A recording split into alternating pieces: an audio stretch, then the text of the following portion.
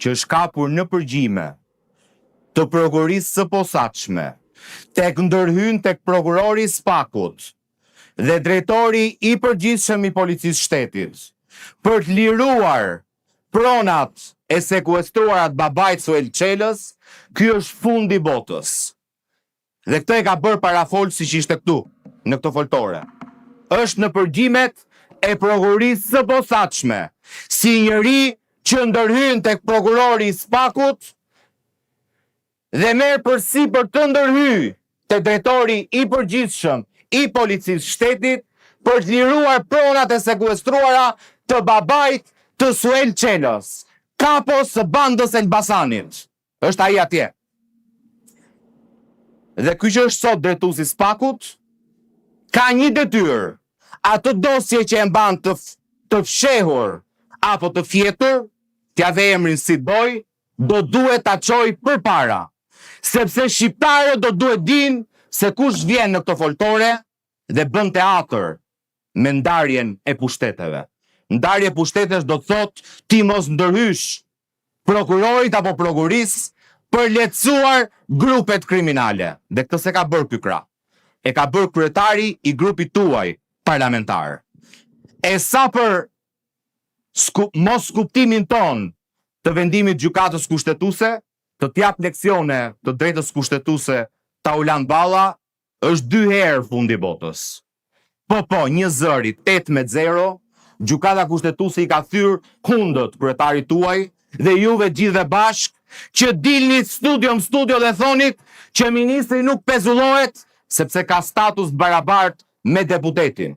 Dhe gjykata kushtetuese thotë, para praktikisht, gjykata vlerësoi 1 zëri se imuniteti i ministrit rregullohet nga neni 103 dhe 73 i kushtetutës.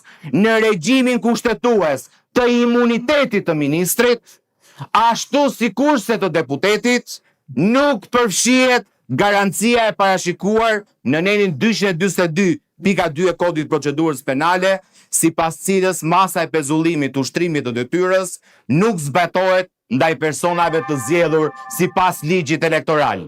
Pra për 2 muaj ju keni mbajtur peng kërkesën e prokurisë për arrestimin e Belinda Ballukut me argumentin antikushtetues se Spaku ka shkelur ligjin që ka pezulluar zëvendës kryeministren tuaj. Prandaj përpara se të vini dhe të shisni dhe nuk ka asnjë vendim që t'i ka dhënë drejt kryeministrit. Asnjë vendim. 4 gjyqtarë thotë nuk përfshihen në imunitet nëse doni më Ta përfundoj fjalin. Nëse doni më shumë garanci për ministrat, ndryshoni kushtetutën, ndërsa 4 tjerë ka thënë që po lejohet pezullimi i ministrave, po kërkohet autorizim nga kuvendi. Këta të 4 do duhet na justifikojnë ku e bazojnë këtë në kushtetutë dhe po presim zbardhjen e vendimit. Por në asnjë rast gjykata kushtetuese nuk ka thënë nuk lejohet pezullimi i ministrit, kryeministrit apo zëvendës kryeministrit. Sa për autoritetet e tjera, ju a ka shpjeguar latinisht gabim Ulsiu, sepse antari i gjykatës kushtetuese, avokati i popullit dhe kryetari i kontrollit lartë shtetit, sipas kushtetutës në fuqi të Republikës Shqipërisë, lejohen të pezullohen nga detyra. Madje po të kishin status barabart me Belinda Ballukun, si të pandehur, sot që flasin do të ishin automatikisht pezulluar sipas kushtetutës Republikës Shqipërisë. Por ju doni kushtetutën e Republikës e mbarova. Kushtetutën e Republikës Korrupsionit. Ne flasim për kushtetutën e Republikës së Shqipërisë. Faleminderit. Zoti Tauland Balla. Është procedurë. Po e kishe procedurë ti. Ja. Po pa. E ki fjalën për procedurë, zoti Bardhi. Dhe zoti Balla e ka fjalën për procedurë. Jo, e kam për replik, zotëri. Okej, për replik.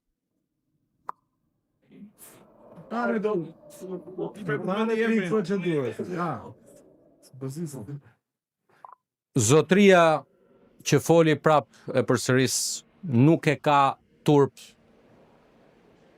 gënjeshtrën, shpifje, se për të njëjtët njerëz nuk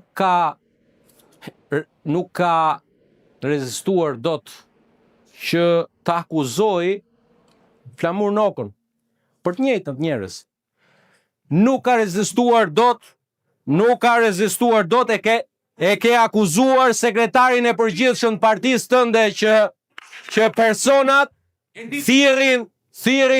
thirrin antarët e Partisë Demokratike të Elbasanit, të firmosin. Mbaje mend shtoje zotrote për babin e Zenit. E mban mend ti bërtet sepse ke vend shkarkim. Por ti e një avantazh i madh i imi për të bërë diferencën në këtë sallë se si duhet të drejtohet një grup parlamentar. Ta kam thënë dhe po ta përsëris. Je i vetmi kryetar grupi në histori që ka kallëzuar penalisht nën kryetarin e vetë grupit. Vetëm ti do mbahesh mend në këtë histori. E dyta është të di shumë mirë shumë gjëra, po ti kursej sot se do të deruaj për ditë tjetër, se mbaroj dhe koha dhe s'kam kohë të merr me ty. Me që përmend edhe Ulsiun, po ta kthen Ulsiu pjesën tjetër. Zoti Manja për replik. Replik ndaj zotit Bardhi, përmendi emrin. Tani, jo e përmende emrin ti dhe meriton një përgjigje se gjysmë të vërtetat janë shpeshherë gjëra që e fusin problemin në rrugë pa krye. Edhe pse nuk e kemi vendimin e gjykatës kushtetuese të arsyetuar, kemi një njoftim të shpallur nga gjykata kushtetuese dhe zoti Bardhi vjen keq se shkon deri aty ku t'intereson dhe i ve pikën fjalisë dhe nuk e lexon pjesën më poshtë.